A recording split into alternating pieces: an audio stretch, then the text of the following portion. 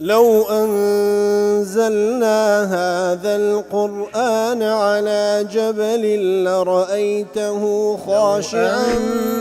أنزلنا هذا القرآن على جبل لرأيته خاشعا أنزلنا هذا القرآن على جبل لرأيته خاشعا متصدعا من خشية وتلك الأمثال نضربها للناس لعلهم يتفكرون.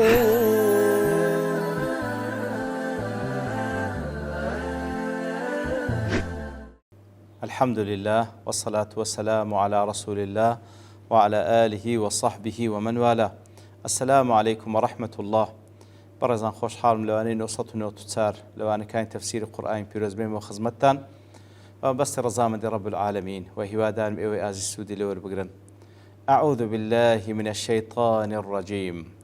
لقد نصركم الله في مواطن كثيرة ويوم حنين إذ أعجبتكم كثرتكم فلم تغن عنكم شيئا وضاقت عليكم الأرض بما رحبت ثم وليتم مدبرين.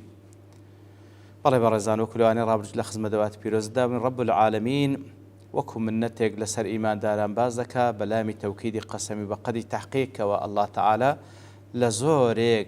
لە زۆربەی جێگاکان لە کاتی ڕوبەڕووبوونەوە خوای گەور نەسرەتیدان و لە ڕۆژی حونەینیش کاتێکەوە سەرسام بوون بە عەدەدە زۆریەکەی خۆتان بەڵام بەهاناتان نەهات و بەکەلکتان نەهات لە نەتیجەدا وضاقت عليكم الأرض بما رحبت ئەو زەویە فراوانتان لێ تەنگ بووە پاشان پشتان تێکرد و هەڵاتن وەکو لەوانەی ڕابردوو باسمان کردکەوە فعلا بەو شێوەیەکەوە عەدەدی مسلمانان یەکەم ڕوبەڕووبوونەوە بووکەوە عەدەدی مسلمانان 12,000 کەس بوو لە بەرامبەردا عەدەدی مشریکەکان کەوە هەوازن لە قەبیلەی هەوازن بوون 4,000 کەس بوو بەڵام لەبەر ئەوەی سەرسام بوون بە قوتەکەی خۆیان کە زۆرێک لە مسلمانان ئەو کات لەوزەیشە لە توڵەقایەکان بۆ ئەوانێکەوە لە ڕۆژی فەتحی مەکەدا ئیمانیان هێنابوو دامەزراو نەبوون ئیتر لە نەتیجەدا ئەو هایان بەسەر هاتوو وەکو لە تەفسیر سعد دەڵێ کاتێکە لقد نصركم الله في مواطن كثير ويوم حنين يوم حنين دەڵێ هو اسم للمكان الذي كانت فيه الوقعة بين مكة والطائف کاتە حونەین جێگایەکە بووە کەوا لە نێوان مەکە و تائیفە کە لەوێن دەری ئەو ڕوبەڕووبوونەوەیە لەگەڵ هەوازن ڕوویدا لە ئیبن عاشریش دەڵێ لقد نصركم الله فيه تأكيد الكلام بلقد کەواتە لقد نصركم الله تأكيدی جملەکەی دەکاتەوە خوای گەورە بە لقد لتحقيق هذا النصر کەواتە لەبۆ تحقيق أو نصرتي لأن القوم كأنهم نسوه أو شكوا فيه وكأنما يعني لبيريان شو خوای گەورە چەندین موقع خواهي بسريان يخستي عن خرج جمانيا لبيدابو فنزلوا منزلة من يحتاج إلى تأكيد الخبر لو بيريستي بوابك خواهي بالتأكيد دفرمي لقد نصركم الله في مواطن كثيرة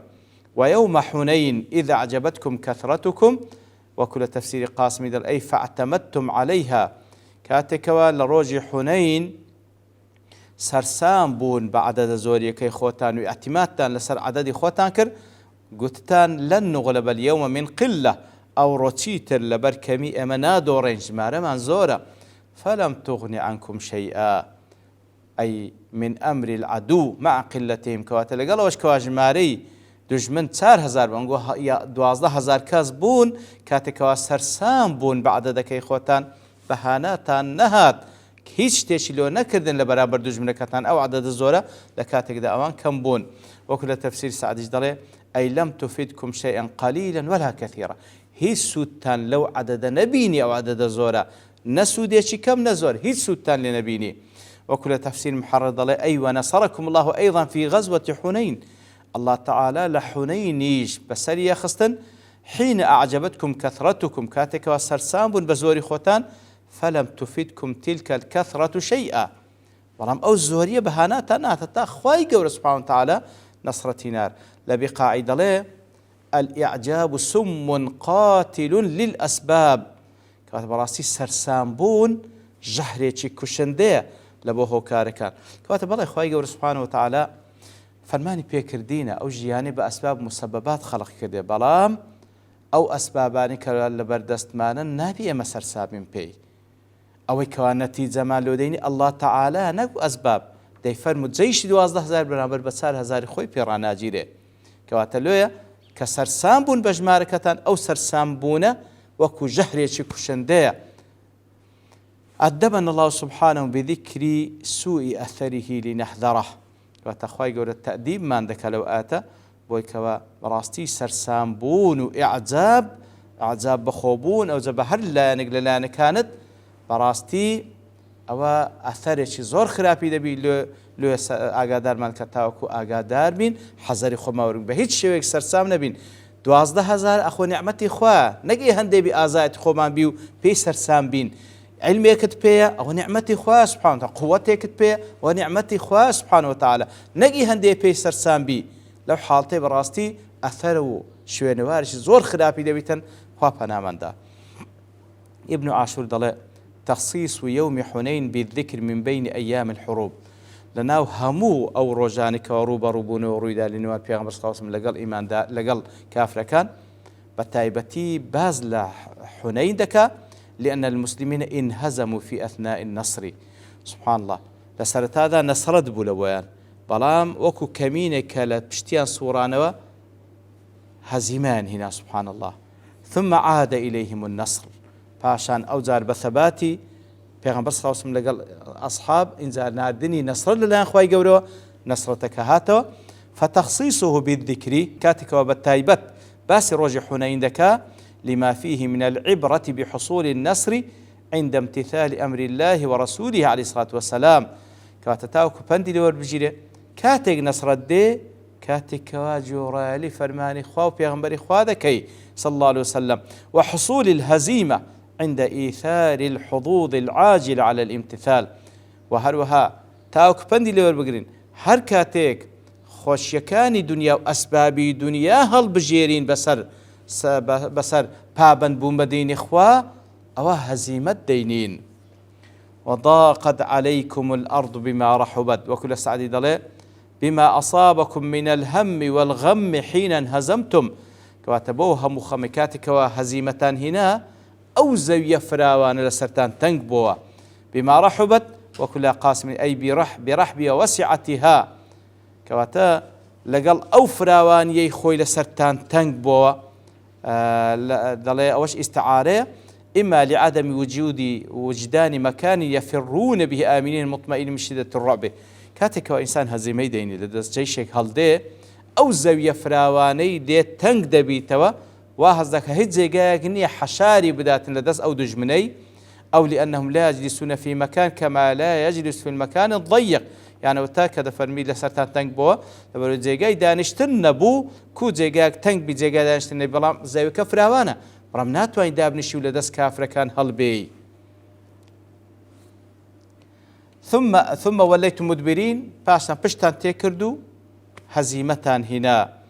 باشان لآتي دواتر دفرمي ثم أنزل الله سكينته على رسوله وعلى المؤمنين أنزل باشان الله تعالى سكينة آرامي دابزان بسر پیغمبرك صلى الله عليه وسلم بسر إيمان داران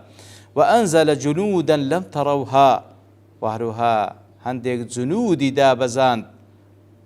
دابزان كان يقول نتان بينين لملائكة وعذب الذين كفروا وكافر كان سزادا وذلك جزاء الكافر هل أوش سزاي كافر كان ثم أنزل الله سكينته لتفسير قاسم أي ما تسكنون به أو سكينة آراميك بهوي وآرام دقرن وتثبتون من رحمته ونصره بو سكينة آراميك وآرام دقرن خورا قردبا برحمتي خوي بهنادني نصرتكيو وارها برياري هزيمي كافران واطمئنان قلوبهم للكر بعد الفر وارها خوي قردلي قائم كردن بويك والدواي هلاتن او زاديسان توانيان هل بابلين هجوم بكنو بوسر كافر كان وكل تفسير سعيد ضلي والسكينة ما يجعله الله في القلوب وقت القلائل والزلازل والمفضعات سكينة أو رحمتك وأخواي قورة ديخات ناو دلكان لكاتي ناخوشي ولكاتي تنقاندا كدبيت ماي مما يثبتها ويسكنها ويجعلها مطمئنة. إتر لو كاتي تنگان وناخوشي وزرزلة داك أخواي قور أو آرام خاتنا ودلو دروني نتيجة دا آرام دقري وثابت دبي ويلي دكاكوا مطمئن بي، وهي من نعم الله العظيمة على العباد. براسي خصنا بابن دابزاندني سكينة لنا خواي قورو آرام بوسادلو درون كان يكلا نعمة حرق قور كان سر بندكاني. ثم أنزل الله سكينته على رسوله وعلى المؤمنين. لو سر پیغمبرك صلى الله عليه وسلم ولا سر إيمان داران. ابن عاشور ضله في تعليق السكينة بإنزال الله تعالى وإضافتها إلى ضميره. ثم أنزل الله سكينته كواتا أو سكينة إيشيا إخوة سبحانه وتعالى ضمير كذا قرأته لا الله كواتا أو سكينة كاتك وأخواي جورد فرمي دامان بزاندو سكينة كش سكينة يقبو، لأن الله تعالى كاتك وديداته بالخوي تنويها بشأنه وبركتها، تنويه بشأنها وبركتها، أو إشارتك أخوي ديداته بالخوي أو سكينته بخوي دايدة بزيني وتزور قرنج أو سكينته بركة داري زورج بركة دارة، وإشارة إلى أنها سكينة خارقة للعادة. كواتا كاتك فرمي خوا داي بزان لان خويوا كواتشتيشي خارق عادية اشتشي اعتيادينية ليس لها أسباب ومقدمات ظاهرة. أوانية كوا سبب شيء ظاهري هبي بيشتشي شيء هبينا للان خويا وخواي جور داي بزان وكو معجزيك، وإنما حصلت بمحض تقدير الله وتكوينه آنفا. كواتا لبرتي يعني خواي جور داي بالخوي ببهي سبب شيء ظاهر ببهي بيشتشي خواي جور للان خوي وداي بزان بقدر خوي وبتكوين خوي كرامة لنبيه صلى الله عليه وسلم وكرز لنا قلبوا بيغمبر صلى الله عليه وسلم، وإجابة لندائه الناس وتاوكو أو خلقي كبيان صلى الله عليه وسلم بانجيان دكا بقرينوا أو سكينة بخاتنا ودلو دروينيان تاوكو بقرينوا ولامي نداء بيغمبر بدن صلى الله عليه وسلم. ولذلك قدم ذكر الرسول قبل ذكر المؤمنين لويا لبر أوي وكو رز لنا قلبوا بيغمبر صلى الله عليه وسلم دابزيا بيغمبري ببيش إيمان داران يخستيا. وقوله وعلى المؤمنين فيه إعادة حرف على بعد حرف العطف للتنبيه على تجديد تعليق الفعل بالمجرور الثاني للإيماء إلى التفاوت بين السكينتين. كواتا على رسوله نافر والمؤمنين على رسول وعلى المؤمنين أو على كدباركرتو تاوكو إشارة بيبدا كوا تفاوت يشي جیاوازیک لن بین او دو سکینتا او سکینتی لبو پیغمبر صلی الله علیه وسلم دابزی او لبو ایمان داران دابزی. فسكينة الرسول عليه الصلاة والسلام سكينة اطمئنان على المسلمين الذين معه. كواتا سكينة پیغمبر صلی الله علیه وسلم او بو مطمئن بي اطمئنان على المسلمين الذين مطمئن بي لو مسلماناني كوا لقلنا وثقة بالنصر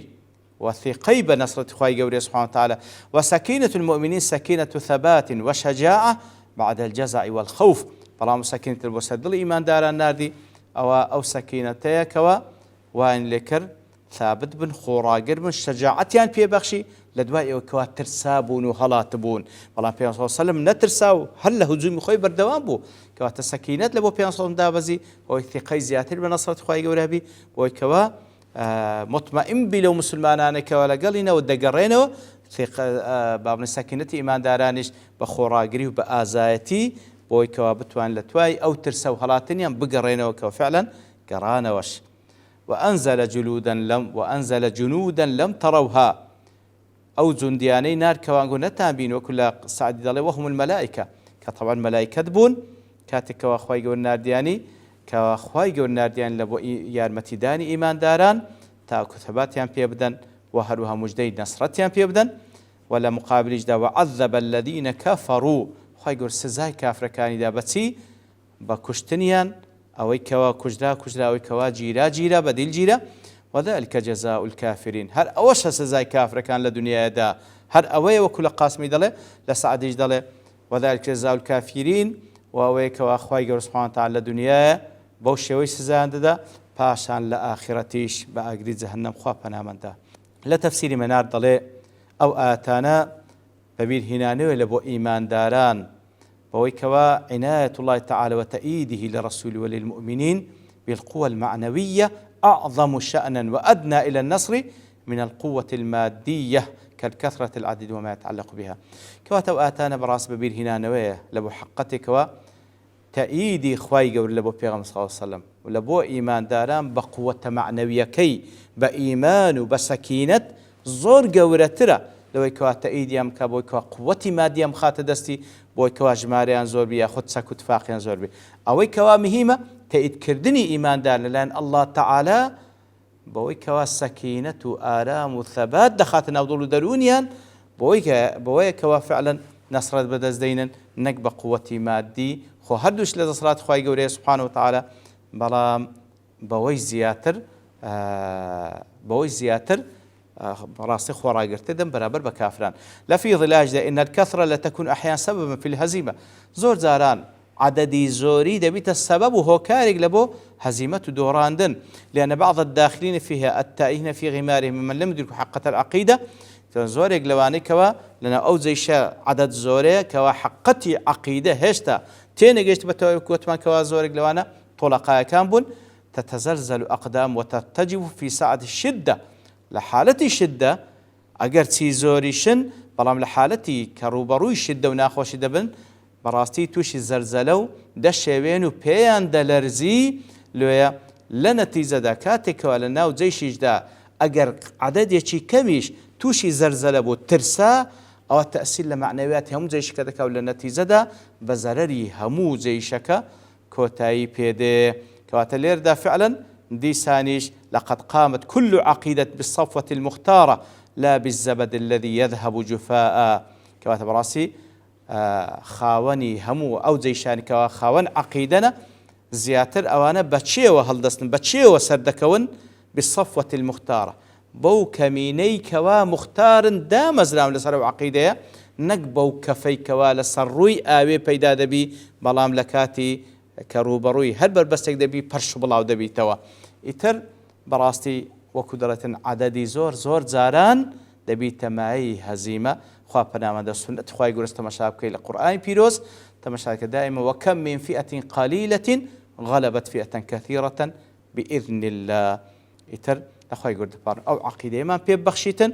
كبي بهوي وخورا قربين لروبروبونوي همو دجمنا كان لشياطيني إنسو جن وصلى الله وسلم على نبينا محمد وعلى آله وصحبه أجمعين وآخر دعوانا الحمد لله رب العالمين. لو أنزلنا هذا القرآن على جبل لرأيته خاشعا أنزلنا هذا القرآن على جبل لرأيته خاشعا أنزلنا هذا القرآن على جبل لرأيته خاشعا متصدعا من خشية الله وتلك الأمثال نضربها للناس لعلهم يتفكرون